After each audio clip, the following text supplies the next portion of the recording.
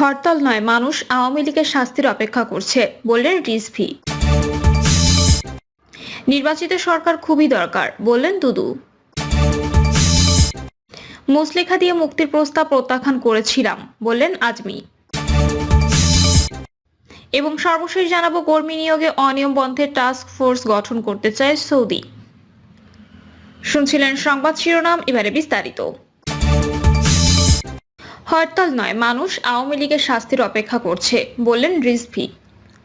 আওয়ামী লীগের ফেব্রুয়ারিতে ডাকা হরতাল কর্মসূচি প্রসঙ্গে বিএনপি সিনিয়র যুগ্ম মহাসচিব রুহুল কবির রিজভী বলেছেন, হরতালের ডাক দিলেন আর মানুষ লাফ দিয়ে পড়বে এমনটা হবে না, বরং মানুষ আপনাদের শাস্তির জন্য অপেক্ষা করছে। রিজভী বলেন, জুলাই বিপ্লবে নিহত আহতরা বিচার চায়। শেখ হাসিনার কাছে নারী ও শিশু কোনো মূল্য নেই, একটাই মূল্য সিংহাসন। তিনি কতজনকে সন্তানহারা করেছেন তার হদিস নেই। গুলি ছিল শেখ হাসিনার কাছে একটা খেলা, ক্রসফায়ার ছিল আনন্দের বিষয়। বিরোধী পক্ষের লাশ দেখলে খুশি হতেন হাসিনা। তিনি মানসিকভাবে অসুস্থ এক নারী। তিনি হলেন ঢাকা শহরে বিভিন্ন জায়গায় সন্ত্রাসীরা তাণ্ডব চালাচ্ছে, তাদের বিরুদ্ধে আইন শৃঙ্খলা বাহিনীর কোনো পদক্ষেপ দেখি না। যারা আবু সাইদ ও মুগ্ধকে হত্যা করেছে আইনের লোক, তাদেরকে কারা আইনের হাত থেকে রক্ষা করেছে, সবাইকে শাস্তির আওতায় আনা উচিত। জুলাই গণঅভ্যুত্থানে আইন শৃঙ্খলা বাহিনীর অপরাধীদের বিরুদ্ধে রাষ্ট্রকে বাদী হয়ে মামলা করা উচিত। শেখ হাসিনার মেয়ে সাইমা ওয়াজেদ পুতুল এবং অন্যান্য আত্মীয়স্বজন প্রসঙ্গে রিজভী বলেন, কোনো প্রতারক রাষ্ট্র ক্ষমতায় থাকলে তার সন্তানদেরও প্রতারক বানায়, তার উদাহরণ শেখ হাসিনা। কোনো নিয়ম কানুনের তোয়াক্কা না করে পূর্বাচলে নিজের সন্তান এবং আত্মীয় স্বজনের প্লট বরাদ্দ দিয়েছেন তিনি। নির্বাচিত সরকার খুবই দরকার, বললেন দুদু। মানুষের প্রত্যাশা অনুযায়ী বাংলাদেশ চলছে না বলে মন্তব্য করেছেন বিএনপির ভাইস চেয়ারম্যান শামসুজ্জামান দুদু। তিনি বলেন, বাংলাদেশ এখন যে ষড়যন্ত্র জালের মধ্যে আটকে গেছে, সেই জাল ছিঁড়ে ফেলতে হলে জনগণের সরকার, নির্বাচিত সরকার খুবই দরকার। দুদু বলেন, বাংলাদেশ হাসিনা মুক্ত হওয়ার পর মানুষের যে প্রত্যাশা ছিল মানুষ নির্বিঘ্নে বসবাস করবে, লুটেরাদের হাত থেকে দেশ রক্ষা পাবে এবং আইন শৃঙ্খলা বাহিনী মানুষের নিরাপত্তা নিশ্চিত করবে, প্রশাসন মানুষকে সহায়তা করবে। কিন্তু গত 6 মাসে বাংলাদেশ যেভাবে চলেছে, যেভাবে এগোচ্ছে, ক্রমেই পরিস্থিতি জটিল থেকে জটিল হচ্ছে। মানুষের প্রত্যাশা অনুযায়ী বাংলাদেশ চলছে না। তিনি বলেন, বাজার ব্যবস্থায় যে সিন্ডিকেট শেখ হাসিনার সময় নিয়ন্ত্রণ করত, প্রতিটি নিত্য প্রয়োজনীয় দ্রব্যের দাম যেভাবে অস্বাভাবিকভাবে বেড়েছিল, এখনো দ্রব্যমূল্য বেড়ে যাচ্ছে। এমতো অবস্থায় এই অন্তর্বর্তী সরকারকে বলবো, দ্রব্যমূল্য নিয়ন্ত্রণ করুন, যেন সীমিত আয়ের মানুষ জীবনযাপন করতে পারে, সেই পদক্ষেপ গ্রহণ করুন। অন্তর্বর্তী সরকার প্রধান ডক্টর ইউনূসের উদ্দেশ্যে ছাত্রদলের সাবেক সভাপতি বলেন, ডক্টর ইউনূস, আপনি মানুষের উপকার করার জন্য দেশে এবং সারা বিশ্বে সমাদৃত, আপনার সুনাম আছে। যারা খুব নিপীড়িত মানুষ, অভাবী মানুষ, আপনি তাদের জন্য গ্রামীণ ব্যাংক বানিয়েছেন। এখন ক্ষমতার শীর্ষ পর্যায়ে আছেন।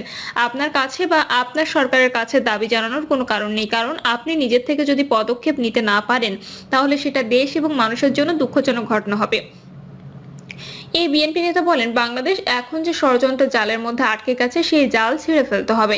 সেই জাল ছিঁড়তে হলে কঠিন এবং কঠোর রাজনৈতিক নেতৃত্ব প্রয়োজন, আর এই রাজনৈতিক নেতৃত্ব প্রতিষ্ঠা করার জন্য মানুষের সমষ্টিগত একটি সরকার দরকার। সে সরকার যদি আমাদের প্রতিষ্ঠা করতে হয়, তাহলে মানুষের ভোটের অধিকার ফিরিয়ে দিতে হবে।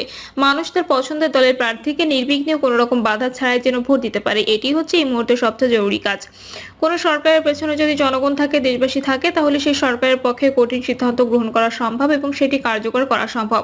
তিনি বলেন, এই সরকারকে বিভিন্ন রাজনৈতিক দল সমর্থন করেছে বটে, কিন্তু এই সরকারের কাছে প্রত্যাশিত ফল না পাওয়ার কারণে অন্যান্য রাজনৈতিক দল এখনো এই সরকারকে কাঁধে করে নিয়ে চলছে। কিন্তু তারা তাদের কর্মসূচি আগামী ভবিষ্যৎ নির্ধারণে যদি বারবার হতাশাজনক পরিস্থিতিতে পড়ে, তাহলে এই সমর্থন অব্যাহত রাখা কঠিন হবে। রাজনৈতিক দলগুলো থেকে এই সমর্থন অব্যাহত রাখা কঠিন হবে। সেজন্য আমি মনে করি, যত দ্রুত সম্ভব ভালো নির্বাচন করার জন্য যে সংস্কারগুলো অতি প্রয়োজন, সেই সংস্কারগুলো সম্পন্ন করেন। তিনি আরো বলেন, আমাদের নেতা তারেক রহমান প্রকাশ্যে বলেছেন, নির্বাচন এবং সংস্কারের ভিতরে কোনো সংঘাত নেই। কিন্তু সরকারের পক্ষ থেকে একটা ধারণা দেওয়ার চেষ্টা চলছে যে কোনো সংস্কার করলে দ্রুত নির্বাচন দেওয়া যাবে, আর বেশি সংস্কার করলে একটু দেরি হবে। কম বেশির ব্যাপার না, সংস্কার কি করবেন সেটাই তো এখনো স্পষ্ট করেনি। সংস্কার চলমান একটি প্রক্রিয়া, যতদিন পৃথিবী থাকবে, দেশ থাকবে, ততদিন চলতে থাকবে। দুদু বলেন, সংস্কারের সঙ্গে কোনো রাজনৈতিক দলের বিরোধ নেই, সরকারের সঙ্গে রাজনৈতিক দলের বিরোধ নেই। এমন একটা চমৎকার পরিস্থিতি, আমরা কেন দেশকে ভালোভাবে পরিচালনা করতে পারবো না, এটি হচ্ছে মুখ্য বিষয়। বাংলাদেশের আশপাশে অনেক শক্তি আছে যারা বাংলাদেশের স্বাধীনতাকে বিপন্ন করেছে, যারা বাংলাদেশকে নিয়ে ষড়যন্ত্র করেছে, তারা এখনো সক্রিয়, তারা এখনো খুনের জন্য আফসোস করে না এবং লুটপাটের জন্য লজ্জাবোধ করে না।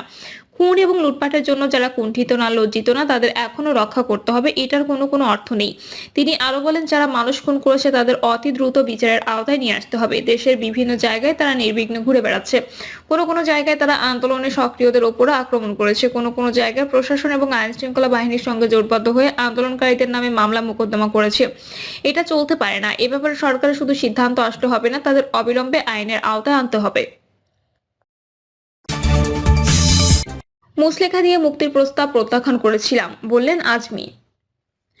আবেদন করা তো দূরের কথা, মুচলেখা দিয়ে সরকারের কাছে মুক্তির প্রস্তাব প্রত্যাখ্যান করেছেন বলে দাবি করেছেন সেনাবাহিনীর অবসরপ্রাপ্ত ব্রিগেডিয়ার জেনারেল আব্দুল্লাহিল আমান আজমি। আন্তর্জাতিক মানবাধিকার বিষয়ক সংগঠন হিউম্যান রাইটস গুম সংক্রান্ত একটি রিপোর্ট সম্প্রতি গণমাধ্যমে প্রকাশিত হয়েছে। সেই রিপোর্টে উল্লেখ করা হয়েছে, যেহেতু আজমি একজন সেনা কর্মকর্তা ছিলেন, তাই শেখ হাসিনার কাছে তিনি মুক্তি দেওয়ার আবেদন জানাতে থাকেন, কিন্তু প্রতিবারই তার আবেদন নাকচ করে হাসিনা। সেনা কর্মকর্তার বরাতে প্রকাশিত ওই বক্তব্যটি সর্বই মিথ্যা, ভিত্তিহীন, পানোয়াট ও উদ্দেশ্য বর্ণিত বলে দাবি করেন তিনি। প্রসঙ্গে প্রথম কথা হলো, আবেদন জানাতে হলে সেনা কর্মকর্তা কেন, যে কোনো ব্যক্তি তো আবেদন জানাতে পারেন। আবেদন জানানোর জন্য সেনা কর্মকর্তা হতে হবে এ ধরনের কোনো বিধান নেই, তাই বক্তব্যটি হাস্যকর। তিনি বলেন, 8 বছরের বন্দি জীবনে আমি কখনো প্রধানমন্ত্রী বা অন্য কারো কাছে মুক্তির জন্য কোনো ধরনের আবেদন করিনি। এটা সবাই জানেন যে আমাকে ডিজিএফআই অপহরণ করে ঢাকা সেনানিবাসে পশ্চিম প্রান্তে কচুক্ষেতে ডিজিএফআই কমপ্লেক্সের ভেতরে আয়নাঘরে দীর্ঘ 8 বছর প্রাকৃতিক আলো বাতাসহীন ও অস্বাস্থ্যকর পরিবেশে বন্দী করে রেখে মানবতা জীবনযাপন বাধ্য করে সীমাহীন মানসিক নির্যাতন করেছে। সুতরাং যদি কোনো সেনা কর্মকর্তার কাছে আমি আবেদন করেছিলাম মর্মে বক্তব্য দিয়ে থাকেন, তাহলে তিনি ডিজিএফআই এর অফিসারই হবেন।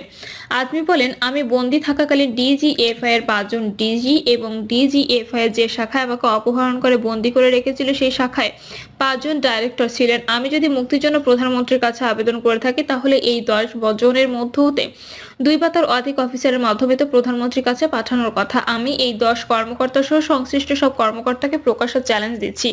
আমি আবেদন করেছি মর্মে যেই দাবি করা হয়েছে সেই ধরনের কোনো দলিল প্রমাণ আপনাদের নিকট থেকে থাকলে তার মূল কপি জনসম্মুখে প্রকাশ করে আপনাদের বক্তব্যের সত্যতা প্রমাণ করুন। তিনি আরো উল্লেখ করেন, বন্দী থাকাকালীন 2021 সালের 23শে মে বিকেলে সেখানকার এক কর্মকর্তা আমাকে বলেছিলেন যে আমি দেশে থাকবো না, রাজনীতি করবো না, নিজের পরিবার নিয়ে বিদেশ চলে যাব। এই মর্মে একটি মুচলেখা দিয়ে তারা আমাকে মুক্তি দিতে পারে। আমি সঙ্গে সঙ্গে সেই প্রস্তাব প্রত্যাখ্যান করে বলেছি যে আমি স্বাধীন দেশের নাগরিক, আমি রাজনীতি করবো কি করবো না, দেশে থাকবো কি থাকবো না সেটা আমার সিদ্ধান্ত, আমি মুচলেখা দিয়ে মুক্তি পেতে চাই না। সেই কর্মকর্তা কয়েকবার বললেও আমি আমার বক্তব্যে অটল থাকি। তিনি বলেন, আমি ডিজিএফআই এর সংশ্লিষ্ট কর্মকর্তার এ ধরনের নির্লজ্জ মিথ্যাচার তীব্র নিন্দা জানাই। ভবিষ্যতে এ ধরনের মিথ্যাচার না করার জন্য আমি সংশ্লিষ্ট সবাইকে অনুরোধ জানাচ্ছি। প্রিয় দর্শক, এই ছিল এখনকার সর্বশেষ সংবাদ। আপডেট সব সংবাদ পেতে চ্যানেলটি সাবস্ক্রাইব করে বেল আইকনটি ক্লিক করে রাখুন।